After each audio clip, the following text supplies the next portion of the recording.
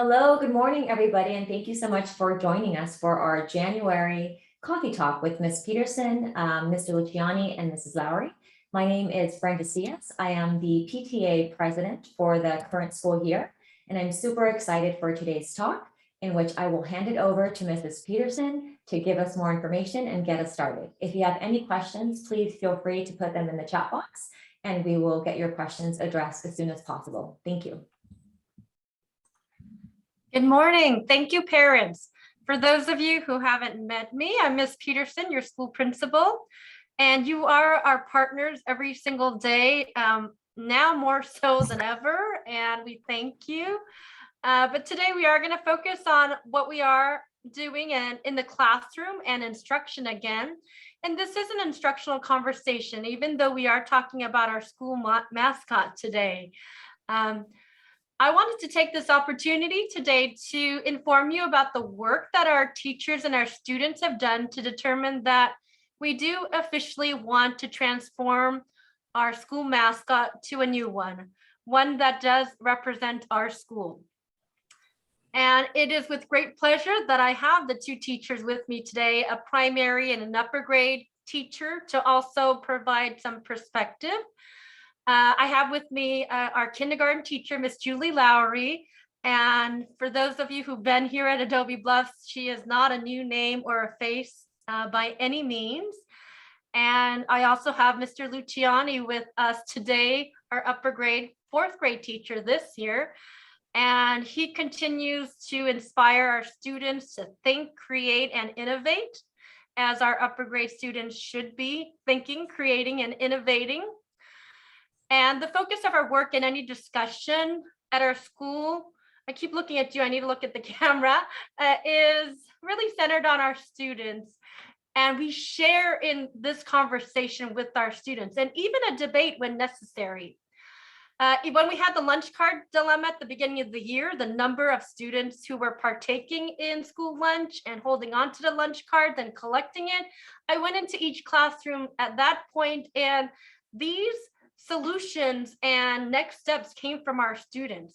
And so we at Adobe Bluffs, we always teach our students that this is our school together, and a new lunch card procedure or any change involves their input, a thoughtful discussion, and commitment from them as much as from the teachers and staff, which has been no different when we talked about this mascot and engage in thoughtful dialogue about what a school mascot means to our students. So to give you a little bit more background information and history about Adobe Bluffs School Mascot when we first opened, I'm happy to present Miss Julie Lowry. Thank you, Mrs. Peterson, and thank you, parents, for joining us today. It's really nice to have you.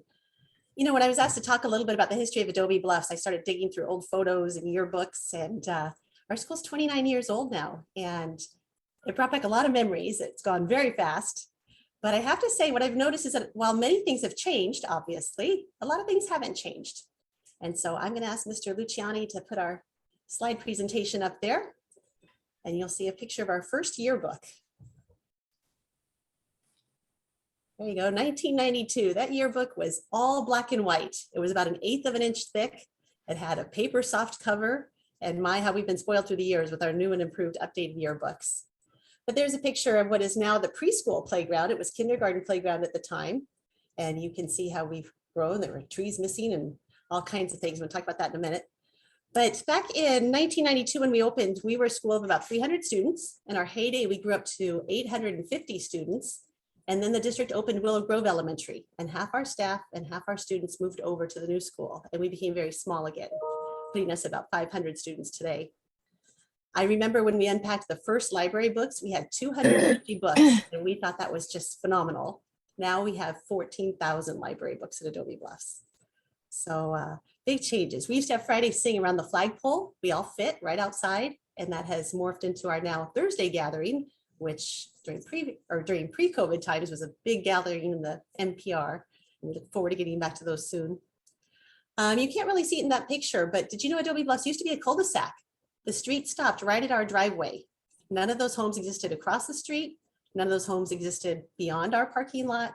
There's been a lot of growth and development. And I like that playground picture because you can kind of see the hill back there and just how that looked back then. Our playground had wood chips on it, all metal equipment that used to get blazing hot in the sun.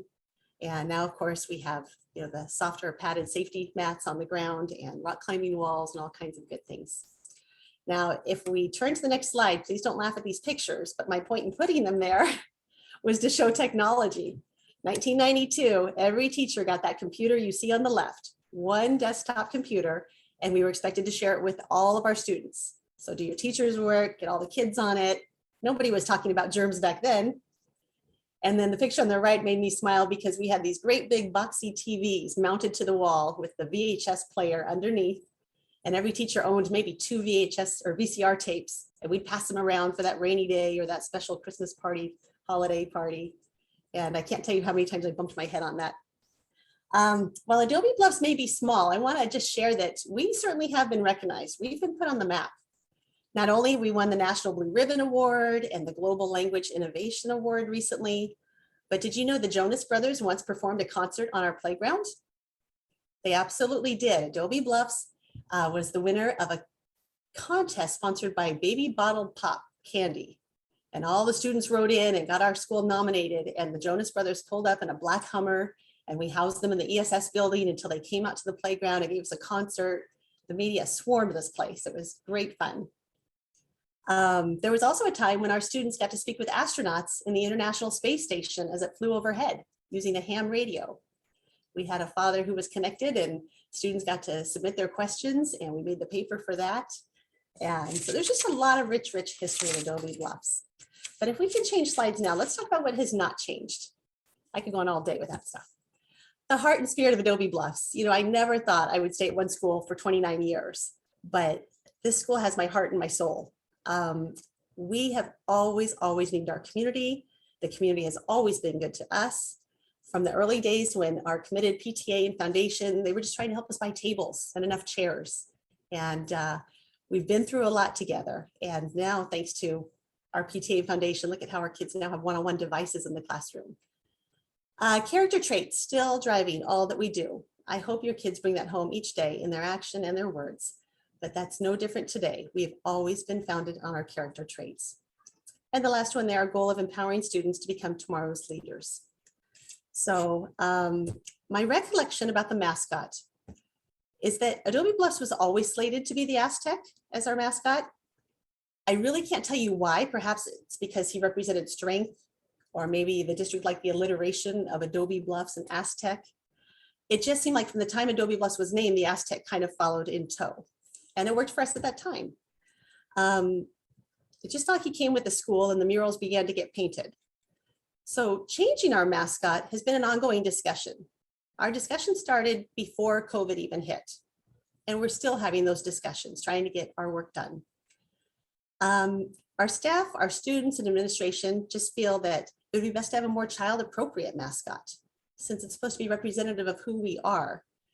Did you know that all the other elementary schools in Poway have animals as their mascot? And we do not. So these are the things, and Mr. Luciani is going to outline the process that we've been going through trying to get student input. But I just want to say that the one thing that keeps me here at Adobe Bluffs is that this school never rests. It's always doing what's best for children in the world those children are living in. COVID's kind of a good example, right, Mrs. Peterson? We never rest, we adapt, we keep moving forward, and your children have fabulous things to say on any of our discussions. And so we turn to them for leadership. All righty, Mr. Luciani, you want to take it from there? Thank you very much. To build off that, here is just I think we're missing one elementary school, but here are all the elementary schools in Poway Unified. And so you can see that there is a common theme. And it's all those very student-centered animal mascots. And one reason for the animal as well is almost every grade that we have, there's some type of animal focus, some type of animal report, whether it's adaptations, whether it's the environment. And so it's really great to kind of get that buy-in from students, when it comes to animals and seeing what they kind of come through. We talk about character traits, we have folk tales and fables. So it's always around those animals when it comes to elementary school. To start the process, we absolutely, the goal was to provide our students with opportunity to be almost in charge of this mascot debate. So one thing that I was really stoked about doing was I was able to meet with student council and safety patrol. Looking through a lot of participants, I've taught a good handful of your children. The 5th grade cohort especially, I kind of followed through for a few years. And it's fantastic because the student council, they were elected by our student body. So I really want to get them and part of this discussion because they were our elected officials. Safety patrol as well. They are our leaders. To become part of safety patrol, you have to show outstanding character traits. And they were the real leaders that I wanted to guide this discussion. So how it worked was I had a lunch where I had all the safety patrol, all the student council. It was amazing seeing them ease into the leash group once again. So that was awesome seeing. And we just had a conversation. I wasn't trying to guide them anywhere. I wasn't even talking about a mascot change. I just wanted to see, first off, did they know what a mascot is? Did they know what a mascot was for? And how would they describe Adobe Bluffs? So I had that discussion with them, and then they ended up taking it amongst themselves to talk to every other school, every other classroom. Now, originally I said, okay, wait till next week, talk to teachers. Then, once you talk to them, you can schedule a time. Our students were so excited that by the end of the day, almost every teacher came to me saying, oh yeah, I had someone come by today, wanted to talk to my students about this. So it was cool seeing them all have that initiative and drive. And throughout the entire next week, I was constantly just getting, I can show you, Post-its after Post-its after Post-its after Post-its of all the comments that they were collecting from the playground, from the kindergarten classroom, from the 1st grade classroom. And it was fantastic seeing them get so excited about talking to their peers and gathering that data. So one of the questions we asked were, how would you describe Adobe Bluffs? And again, I have well over 100 Post-its, but a lot of them kind of circled around these same words, right? Inclusive, humble, strong, responsible, bold, hardworking, fierce. And these were the descriptions that people came up with when it came to our school. I especially love the goofy. I think there's somewhere loud in here. Yep, loud. I'm pretty sure they were talking mostly about me. But these were amazing adjectives and really helped me know how they felt about our school. Another question was, what is a mascot? Because if we're going to be, if the discussion about the mascot change is happening, we want to first know, do students know what a mascot even is? We talk about it, but do they really understand that concept? And a lot of them came down to almost every single person said an animal. And for the few that said a person, they were saying a person dressing up as an animal, which was interesting since our current mascot is a person, yet none of the students mentioned the Aztec or it being a person. So a lot of them were a symbol for a school, a character to represent a school, an animal to represent a school. In fact, one student that I had a conversation with, it was great. She was saying, oh, a mascot is someone that fully identifies a school, that if you see that mascot, it defines that school. I said, okay, so do you think our mascot defines our school? She said, yes, absolutely. What's our mascot? So, and that was kind of eye-opening, being like, great, so they had that premise, but maybe our mascot isn't truly representative of what our school represents. And so next one was going to, why do we have mascots? And this was great because, apparently, some students said, so people pay a lot of money. I'm guessing they're talking about football and sports, but to guide a community, to energize the learners, to define our school, to identify a school. That was another conversation too. They said that by having a mascot, where Adobe Bluff students are versus other schools. And these conversations were fantastic because it really brought in that genuine interest from our students. It was great having those conversations, having them build off each other. And then the primary, kinder, 1st grade, hearing what a mascot is, I think one of the students said a vegetable. So that was pretty fun. But it's also letting us know where we can kind of start that conversation. And that is the overall goal of this mascot change. Our goal is to have one that is more student-centered. We are hoping that these conversations with the student leaders can help them have more of that buy-in. Adobe Bluffs, we want to make sure that we have a symbol that inclusively involves all students in its creation. As Mrs. Lowry said, our school has come such a long way between the teachers that are here, the students, the programs that we offer. There's so much that has changed, and we want to make sure that, do our students really have that buy-in? Do they have an ownership over our symbol? You know, it's great to say, hey, we're a school where our mascot was literally decided by our students. It wasn't slated from the district. It wasn't pre-decided. Our mascot is Adobe Bluffs because the students said it was Adobe Bluffs. And that's what it ultimately comes down to. Making sure it's student-centered, student-driven, and student ownership of our mascot. And we're hoping that through this, a stronger understanding of our community's principles can also be decided. So when we're making those classroom norms at the beginning of the year, they can go back to our mascot and they can really see that that symbol represents us as Adobe Bluffs members. And Principal Peterson. Thank you, Mr. Luciani. And just to take it, moment back to, as a mom, as a parent, like many of you, when my kids started kindergarten, both of them were like, roar. Okay, there's a lot of little paw prints and roar out there, but they said R is respect, O is ownership, A is achievement, R is responsibility.